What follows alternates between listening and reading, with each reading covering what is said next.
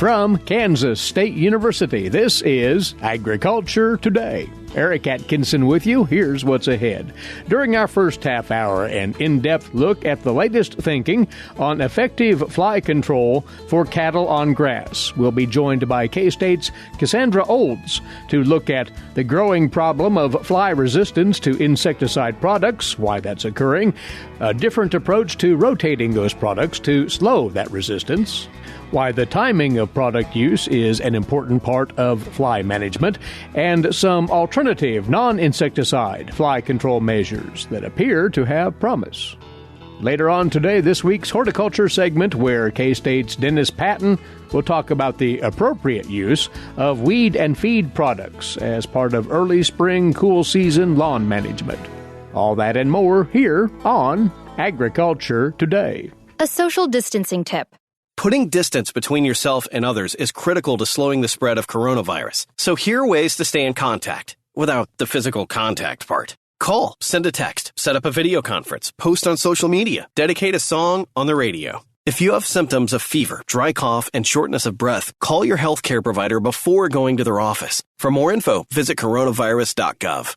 Let's all do our part, because we're all #alone together. Brought to you by the Ad Council. You're listening to Agriculture Today. Welcome once more.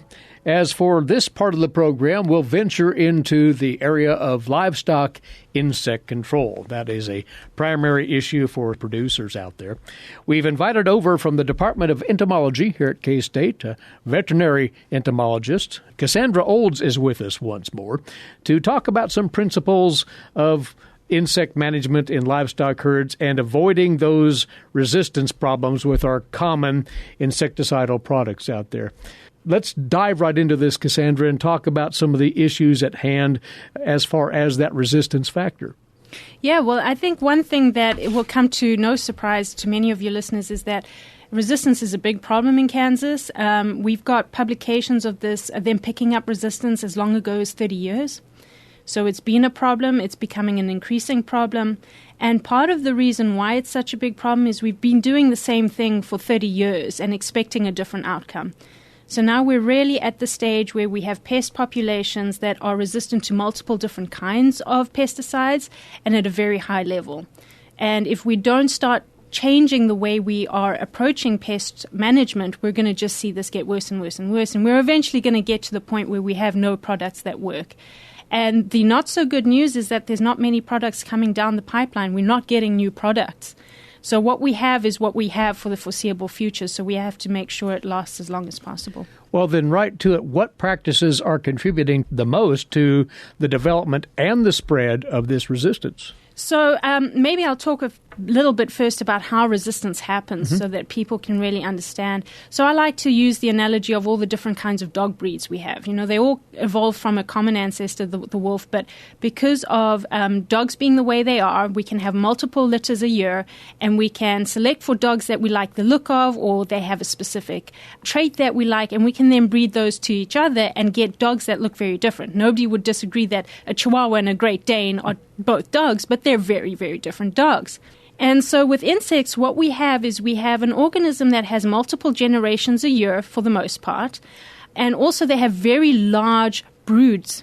So they have a large number of eggs that they lay each time they have a reproductive cycle. So once you get this genetic resistance, and it's a genetic trait that gets inherited, it passes it on to all its offspring. And then those offspring pass it on to its offspring. Because it confers a fitness advantage, it's kept within the population and it just spreads like wildfire. So that's why it spreads pretty quickly and maintains for a very long time. And even if you stop using the pesticide that you're resistant to, there's no guarantee that the population will become susceptible again, because it's just such a great advantage. So we have this population of insects that get this resistance because it allows them to survive, and then they pass it on to their children. So what we really need to do is change the way we manage pests to remove the selective pressure. So if we stop putting pressure on the insects to have this resistance, over time they'll hopefully lose it or be replaced by fitter generations that don't have it at all, because everything comes at a cost. So a trait that confers resistance often has some sort of negative cost to the insect, but because it allows it to survive the pesticide that you're spraying, it keeps it. But in the absence of that pesticide, it might get rid of it because it confers some sort of fitness cost. Maybe it means that you lay less eggs or something like that. So what we really want to do is change the way we manage pests so that our pesticides that we use can last for longer. And that would include then getting away from an over-reliance of a particular control approach? Yeah. So predominantly what people have been doing for a long period of time is they're using pesticides and only pesticides. The thing that you're going to do the most are going to be things that aren't using pesticides directly. So that's changing the habitat. So I always like to say in nature, when you look at, the African savanna, there's very few pests. Animals all have insects on them, but it's at a low level. And that's because the environment isn't conducive to these big populations. So you have different animal species in one area. You have large spaces between. Animals get to move around. But then when we look at our intensive agricultural systems, and this is the same whether you're a livestock producer or a crop producer, it's one species in a very, very narrow space. And this creates an environment that insects just love. So we can't be surprised that there's many of them when we're giving them everything that they need to survive. So what we really need to do is take those things that they need to survive, which is primarily a food source and a place to breed, take those away. That's immediately going to limit the amount of insects you can have. So we're looking at things like we have big problems with flies. Most people have flies, especially on their cattle. In terms of stable flies love breeding in decomposing plant matter. So a lot of the times we have problems with these standing hay bales. You're coming out of winter, you've put out a lot of hay, it's getting warmer, that hay's wet because it's been rained on, it's been peed on, it's been pooped on, and stable flies just love that. So making sure that you don't have standing bales of hay that are just decaying can remove that breeding source for these stable flies.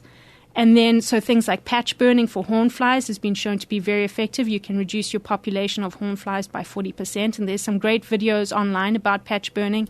And basically what you're doing is you're burning patches of your grazing area and forcing your animals to be in certain areas at certain times. And that can also significantly reduce your fly population. There's these traps, walk-through traps for horn flies, and basically it removes all the adult flies from your animal as it walks through the trap. So all these are things that you can do that remove the flies from the environment without even having to use pesticides.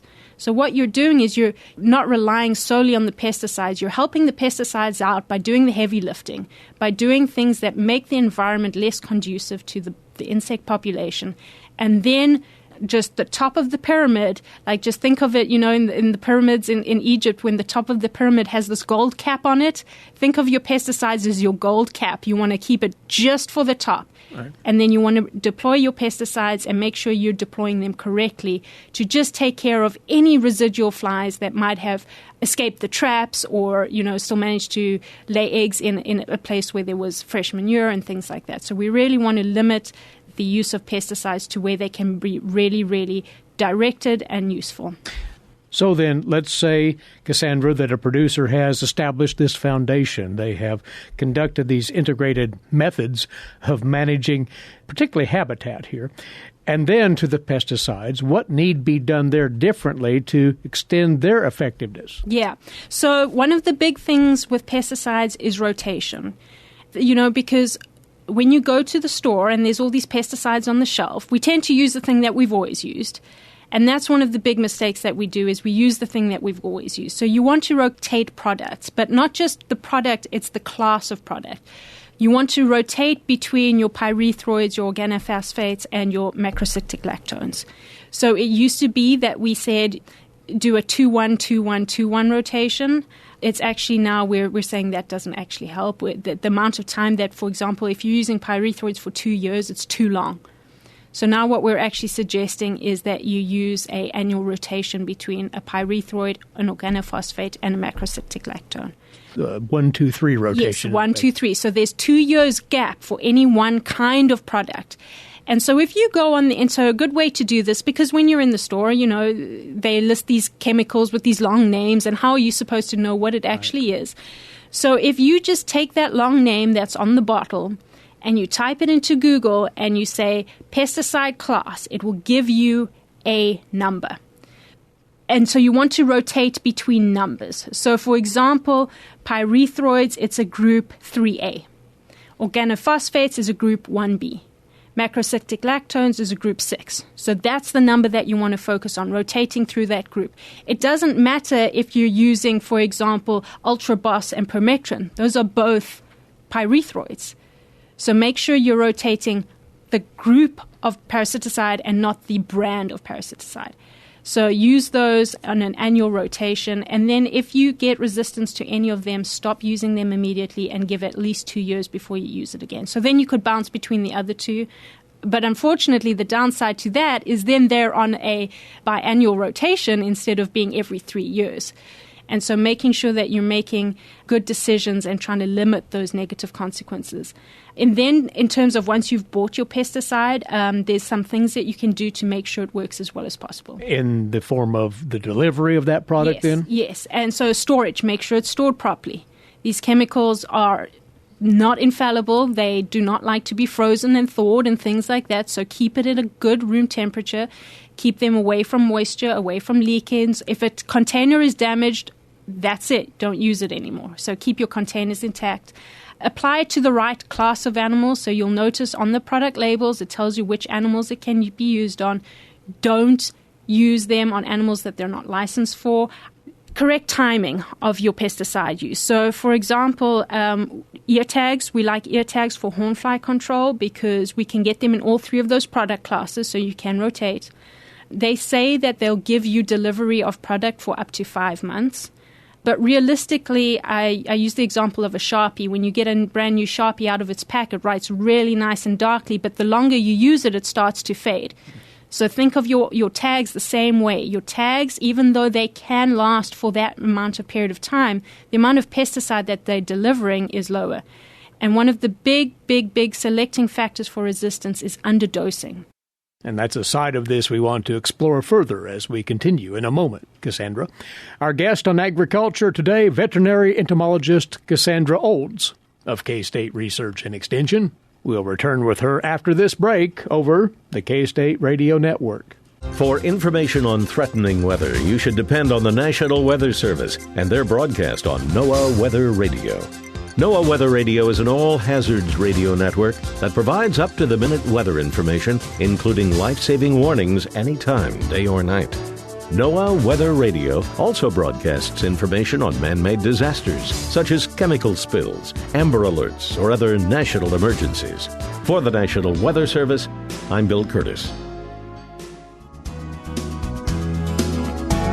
Agriculture Today continues now, and again in advance of the cattle herd fly season, we're getting input today from K-State Research and Extension veterinary entomologist Cassandra Olds on strategic fly control measures. And ahead of the break, Cassandra, you started down the path of problems associated with underdosing cattle with the fly control treatment of choice. More on that, if you would. Yes. So a good example of this is when you think, the mixing instructions for my pesticide says, use 1 gallon to make 100 gallons, let's say, for example. But you think, that's kind of a lot. Maybe I'm going to try half a gallon. I'm sure it will still work. Never underdose, because what you're doing is you're giving the insect exposure to sublethal doses. So what you're really doing is on a silver platter, you're handing it resistance. You're advancing it because you're saying, here's a little taste of it. It's not enough to kill you, but it's enough for you to develop those genetic resistance traits. So that's a big thing. Also, when you're applying it, if half your product lands on the floor, you've wasted half your product, which means you're underdosing your animals. So make sure that you're taking the time to really apply it correctly. And that's an important thing. We're looking at weights at animals. If you can get accurate weights on animals, you can dose correctly. So it takes a little bit longer, but in the long run, it means you can use your product for a longer period of time. And so you just to go back to the tags, deploy your tags when they're going to be most effective. So with horn flies, we say that your injury level is about 200 flies per animal. Don't apply tags before then, because you're using your dark Sharpie time at a time when it's not benefiting you in terms of production. Fewer than 200 flies isn't going to hurt you production-wise. More than 200 flies is. So wait till your flies cross over that limit before you're applying tags, and then also remove them at the end of the season, because you don't want half the chemical being around. And then again, correct application of the product. If you're using tags for horn fly control, tag both ears. because even though it might be labeled, it might give you adequate control with one tag, you're only going to get half of your animal exposed to it, because what they do is the movement of the head rubs the product on the body. So if you only have one ear tagged, you're only putting it on half the animal. So that again comes down to making sure your product is applied properly. Insect growth regulators is another good one to use in combination with your tags, because what that does is it targets the larval stage. So your horn flies, also your house flies, they like to develop in manure. Face flies are the same. And so if you have an IGR in there, what it does is it stops the larval fly going through its pupal stage and emerging from the pupal stage as an adult. So they can be really, really effective if you're dosing correctly. So you need to have a way to monitor that all your animals are receiving an adequate dose. And I've had reports of people who have said, oh, this product isn't working anymore. But when you take a look at it, they're actually underdosing their animals, or some animals aren't getting it all. So dosage is really important. So having a way to monitor dosage. So your IGRs work really, really well. You want to apply those early in the season. So in Kansas, about the beginning of April. So it's coming up pretty soon. So you want to apply your IGRs before you start seeing flies, because what you're doing is you're stopping that first population of flies that overwintered from having a place to lay their eggs. So timing is very, very important when you're applying these products. Staging your approaches here, and you've mentioned repeatedly the label. That is a very instructive resource for information. Yes. Producers should use that to the maximum. Use your labels. And if you're in doubt, call up your vet or Google it. I'm always surprised at how much information I can just get from putting some few words in Google and getting Google to tell me what is actually going on here. So speak to your vet, get the internet. There's a lot of resources out there to help you make better decisions. Cassandra, you also note that there may be alternative control products out there to consider anyway? Yeah. So initially we didn't have any options, and we still don't have commercially available options right now. But what we do have is we have research that's suggesting that some of these products do work. And hopefully once there's a demand for them, because companies are only going to produce things that there's a demand for. So if producers start saying, hey, I want to use these alternative products, then companies will start developing them. So there's a lot of research. A study just got published at the end of last year, a 2-year study that they did on garlic powder. And what they did was they mixed between 2 and 5% of garlic powder into the mineral supplement. And so then the animals were allowed to free feed on this. And they didn't eat more mineral supplement, but they didn't eat significantly less either. So it doesn't really change how much mineral they're taking in. And so this study showed that there was, I think they said, a 40 or 50% reduction in hornfly populations just from the garlic alone. And so they've gone into how this product works. So, you can buy garlic powder and mix it in. That's the only published study. I suspect now that it's out there, there'll be a few more. It's becoming more popular to do science on these kind of things. So I think as it's getting published, we're getting more research on it. We're getting funding to do this. Initially it was really hard because as researchers, we have to pay for these studies. And it's really hard to get funding from anyone to do alternative to pesticide research. There's been a lot of work done on essential oils, and there's a lot of essential oils out there that seem to work. The peppermint oil, there's lemongrass, there's geranium oil, works pretty well. The thing I will say with all these alternative products is, back in the day, when we apply pesticides and it has anything less than 90% killing, we say, oh, it's not working. It's a very high level of killing. All of these alternative products, you're never going to get 90, 100% of your insects killed. But what it is doing is it's taking a chunk out of that pie. So if you think about your pest problem as a pie, you take one slice out for patch burning. You take one slice out for a trap. You take one slice out for these garlic or essential oils. And then all of a sudden, there's very little that's left for the pesticide to do. And it's then that it's going to work the most effectively.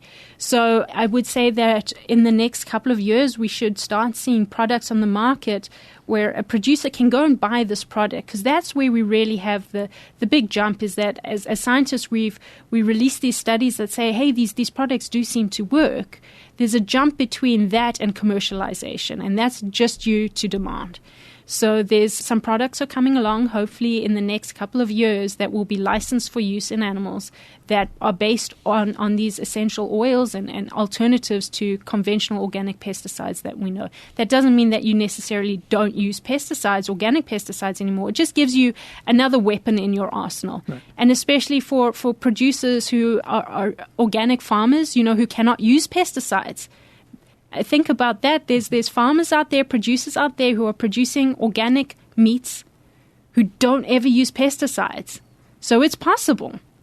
We just have to think differently about how we do this. But the idea that pulls us all together, you're trying to keep insects off balance biologically speaking, and all of this collectively works well. Yes. Make it as hard as possible for them to thrive. And be a good steward with what you're using. Exactly. And I always think about it, we want these products to last for our children and our children's children. So think of it, what are you giving your children? You don't want to be giving them resistant fly populations that they have no chance of controlling. You really want to protect what we have so that we can give them something that's intact, And even, we talk about these pesticides and pesticide use, but they're toxic to insects because insects are relatively small. So the dose that we're giving with their small body size, it kills them. These things are still toxic to us. We have the exact same receptors for them. The only one that is slightly different is your macrocyclic lactones. That targets a compound that we don't have as vertebrates. But we have the exact same machinery for neuron transmission that these insects do. So it's affecting us the same way it's affecting them. It's just we're bigger and we can handle it. So it's not deadly to us. It doesn't mean it's not toxic. It's just not deadly. And so hopefully next time you use your pesticide, you think, let's leave this world a better place than we found it and make sure if we've got to use them, we use them well. And lastly here, Cassandra, good central resources of information on IPM for livestock insects. Where would you turn folks to?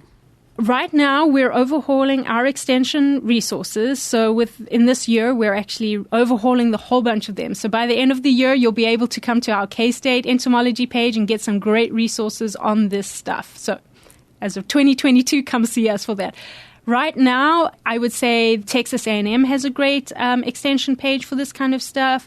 Oklahoma State has phenomenal resources in terms of pest management. You can find information about the pests, different management. They've got some great videos. Honestly, if you just want to go open up your Google search engine and type in integrated pest management livestock, you will have more than enough to keep you occupied for years to come. There are great videos out there. There's a lot of great articles.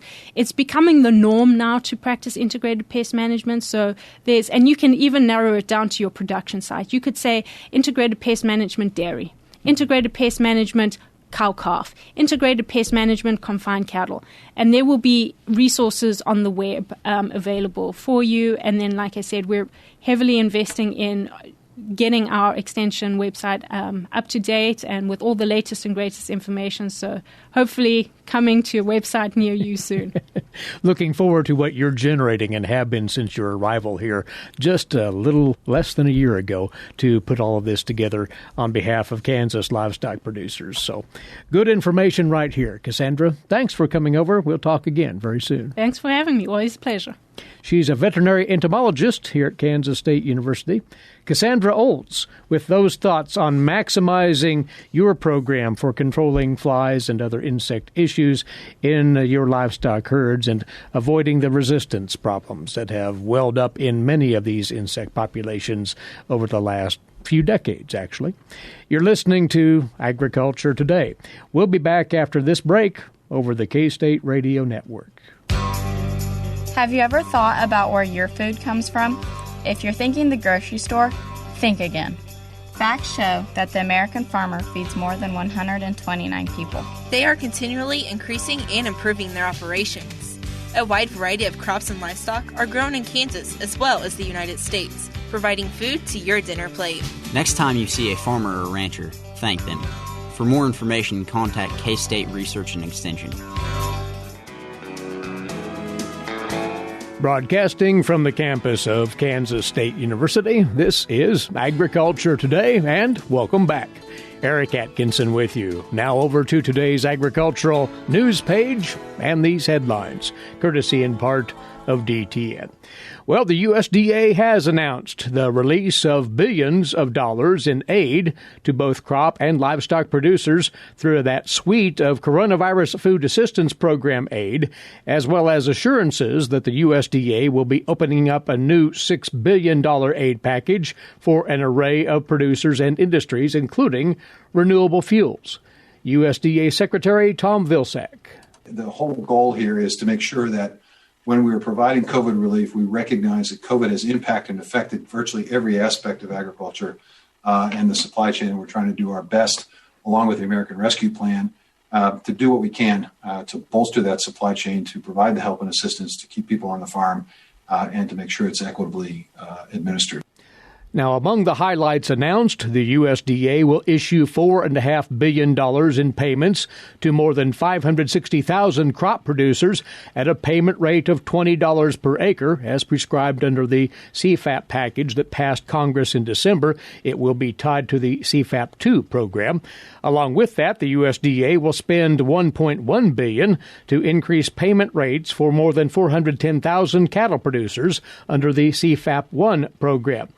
And the USDA will continue taking applications from swine producers and contract growers for the CFAP AA, but will not release payments to pork producers at this time, the department stating the payments are likely to require modifications to the regulation.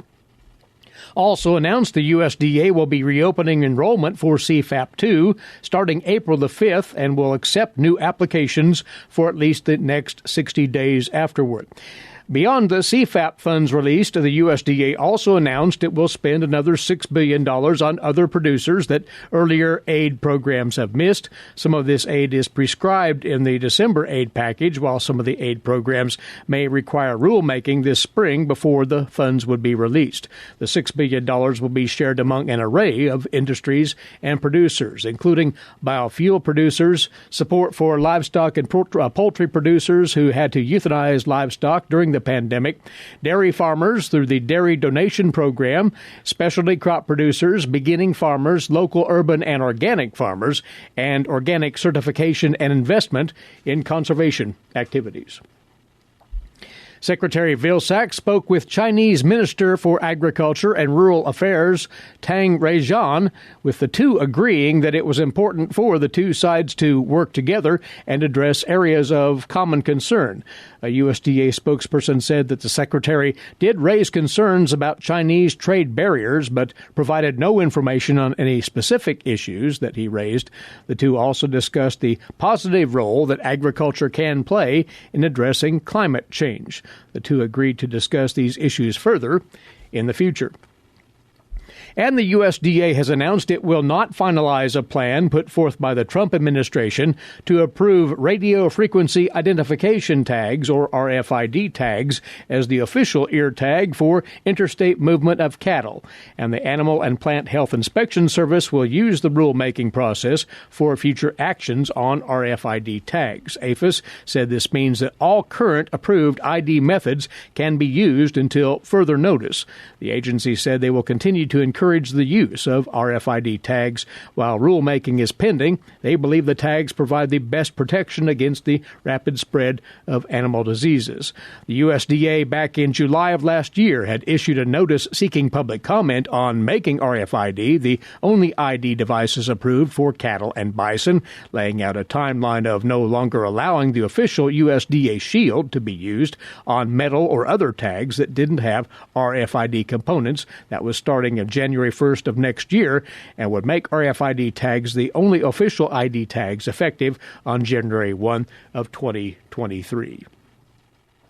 And global grain production is expected to hit a record level in the 21-22 season. That, according to the International Grains Council, in its latest forecast out this morning, total grain production expected to hit 2.28 billion metric tons next season, almost 63 million tons more than the body forecasted for the current season. Despite the record level of production, the IGC expects carryover stocks to remain broadly level as demand rises to match the supply.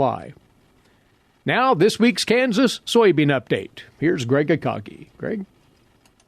Dennis Hoopy, Director of Field Services with Kansas Soybeans, joins us. And Dennis, as always, spring a very busy time of year for all farmers, but especially for Kansas soybean commissioners who are out and about covering and speaking with members during farm show season. We're just kind of right in the middle of it at the current time. We finished off the 3I show just last week, and right now we're in Salina at the Mid-America Farm Expo. So we are in the middle, because then later, first part of April, we have the Great Bend Farm and Ranch Expo, about the 7th through the 9th. And the following month, the Four-State Farm Show, May 21st through 23rd. So we're right in the middle, and it's important that we're there. You can tell them about some of the projects that the Commission currently engaged in and that are going on right now, too. And that's the main reason that we are there. Of course, we've always got the biodiesel truck there at the show, and so they can ask questions about biodiesel, which is becoming more of a mainline fuel all the time. In fact, you start sampling fuel coming out of stations. A lot of it has from B to B5 to B20 in it.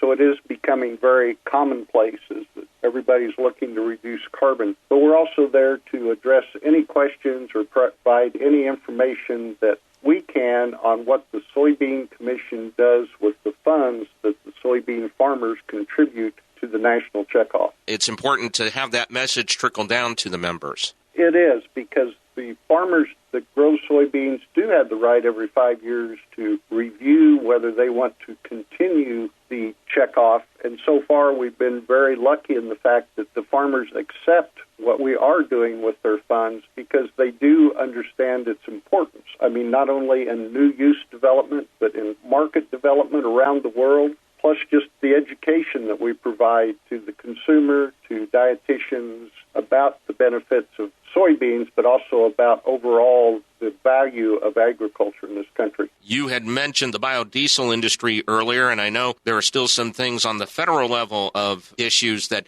still need to be worked through. Yes, there is still some issues out there. Small refinery exemptions continue to be an issue, but you also cannot discount the political power that the oil industry holds in this country based on the other exemptions that they enjoy, and so it will be hard to tell how all that plays out. That is Dennis Hoopy, Director of Field Services with Kansas Soybeans. He's been our guest on the Kansas Soybean Update. It's brought to you by the Kansas Soybean Commission. Thanks, Greg. And this is Agriculture Today. When you are in need of timely, reliable, and trusted information, K-State Research and Extension is here. Whether it's organizing people, information, or resources, they have the necessary tools. Community comes first for K-State Research and Extension. For more information and to connect with your county's extension agents, visit www.ksre.k-state.edu. It's our weekly horticulture segment next for you on Agriculture Today. And along with us this time around, Johnson County Extension Horticulture Agent Dennis Patton, as Dennis will take up early home lawn care. We have green up going on out there as we speak, and that gets folks excited about what to do in maintaining and sustaining their primarily cool season grasses at this time of the year. Several tasks we can take up, and one of those would be fertilizer needs for that lawn at this stage. Cool season now. What do you have to offer there? Well, you know, with the warm early March and the rains we've been having, the tall fescue bluegrass lawns have really responded nicely. And when it comes to spring fertilization, it's kind of a quandary. We don't like to apply a lot of fertilizer in the spring because what that does is pushes a lot of top growth, which that's another way of saying you're going to mow a heck of a lot more. So we try to back off on spring fertilization. And then we really only fertilize those lawns we're going to water during the summer, maybe back into May. Now, probably the next question you're going to ask, Eric, gets back to crabgrass control. Right. Because a lot of times that fertilizer and crabgrass control is all combined into one product. And that really kind of creates kind of a dichotomy, you know, kind of a quandary. What are you going to do? Crabgrass, fertilizer, not. And so let's talk about the weed and feed approach, as it might be. How does one come to the decision on whether to go that route or conduct these separately? Great question. So when we go to weed and feed, let's kind of separate out crabgrass versus like dandelions, broadleaf weeds. So let's hit the crabgrass first. As I said, what you find on the market most of the time is a crabgrass control mixed with fertilizer. But I guess, you know, I've kind of come to a realization is all you can find is the combo products. Go ahead and apply them to control the crabgrass. You know, we usually like to time that late March, early April, about the time the red buds are in full bloom for the ideal time to put it down. It needs to be watered down. So if you do get a product with fertilizer in it, don't put any additional applications of fertilizer on your lawn this spring or maybe into summer. The only people that might want to put more down would be those that highly irrigate their lawns during the summer. If you're left up to Mother Nature, hold off on any more fertilizer till fall, because all you're going to do is increase or decrease that drought stress, heat stress with higher fertilization. So that kind of covers the crabgrass part of it. How to handle dandelions in particular, but other broadleaf weeds likewise, Dennis. How do we incorporate that into this management? Okay, so let's go ahead and use the word weed and feed again, because a lot of times you'll see broadleaf herbicides that control dandelions, henbit, chickweed, these early springs with also fertilizer. So we want to be very cautious not to use both a crabgrass control with fertilizer and a broadleaf herbicide, because now we've doubled up on fertilizer, and you might as well just leave your mower running because you're going to be mowing constantly. So with spring applications for the broadleaf weeds, I would recommend you go with a liquid where you're going to spot spray the weeds. Don't do the whole yard. Just spot spray those weeds you start to see coming up with a 2,4-D. There's several different products, carfentrazone out there, a number of different products for spring weed control. The issue with the liquids in the spring is you want to do it on a calm, cooler day, because a lot of those herbicides will drift and then cause a crinkling, curling of your redbud leaves, foliage leaves. But I would just go out there as those weeds start to pop up and just tank mix, a little gallon pump-up sprayer and just spot spray those weeds and take care of those. Now, if you want to be a little bit more environmentally friendly, the trend now is to leaving some of those dandelions because they're a source of pollen, nectar for the honeybees and other early season pollinating or insects out there foraging for nectar. It's just a matter of how much can you tolerate in the way of that dandelion growth. Yeah, that's the T word right there is tolerance. Some people can tolerate a sea of yellow, and some other people, one spot is one too many. And the other thing you can do, old school, but this is what I do. I get a butcher knife out, and I've got a few dandelions. I'll just go around and undercut those after a rain, put them in a bucket, and, kind of consider that's my yoga, exercise, as opposed to using the chemical. So, you can always go old school. You don't always have to go chemical with just a few weeds here and there. Dennis, while we're talking about dandelion and other broadleaf control here, for those with a warm season lawn, still dormant, this is an excellent time to nail those broadleaf weeds as well without causing any consequences at all to your lawn. Correct. So here you want to just spot spray because those dandelions, which are yellow, the henbit, which is the purple K-State weed, and then chickweed's kind of that limey green leafy one that's a big three in the spring. You can just go around because they're very easy to spot in that brown zoysia Bermuda grass lawn. Just spot spray those, and that's probably the lawn you really want to look more closely at finding the crabgrass control without the fertilizer, because the only thing you're going to be fertilizing in a warm season lawn in early April is the weeds, because that grass really doesn't start greening up maybe southern Kansas, late April, early May, maybe northern Kansas. And that's when you may want to separate those two. But that fertilizer should go on just after that lawn greens up, probably more into May, to give that a good boost during summer. And a lot of people, especially lower maintenance lawns out in the country, like I grew up, you probably don't need to fertilize those lawns. So those are higher maintenance lawns. You may want to put that fertilizer down on. Dennis, let's step back for just a second to crabgrass prevention and the durability of those applications. Will one shot do it, so to speak, within these next few weeks? It depends on the product you put down. There's about 3 or 4 different products on the market. The ones that are season long are commonly sold under the name Barricade or Dimension. Now, there's another product out there called pendimethalin. That one probably is a shorter residual. So if you have a severe crabgrass problem, you may want to do 2 applications of those. But the Dimension, the Barricade type products, those normally one and done. They last 3 to 4 months. Crabgrass really doesn't start germinating until we warm up, maybe into late April, even 1st of May, depending on the year. And then once it gets really hot and dry, moving into July or so, crabgrass season stops. Now, what you're dealing with is the aftermath of the early germination weeds. But it doesn't germinate all summer long unless we have a really cool, wet summer. Well, several considerations on weed control here, but the prime message is do not over-fertilize your cool season lawns, Dennis. Right, yeah, unless you like to mow. Thanks for the tips right here. We'll catch up with you again quite soon and talk another aspect of horticulture, timely for that moment. Appreciate your time, Dennis. Thank you, Eric. Dennis Patton, Johnson County Extension horticulture agent, with those early season lawn management considerations on this week's horticulture segment. That's our time for today. Thanks for tuning in. Eric Atkinson for Agriculture Today over the K-State Radio Network.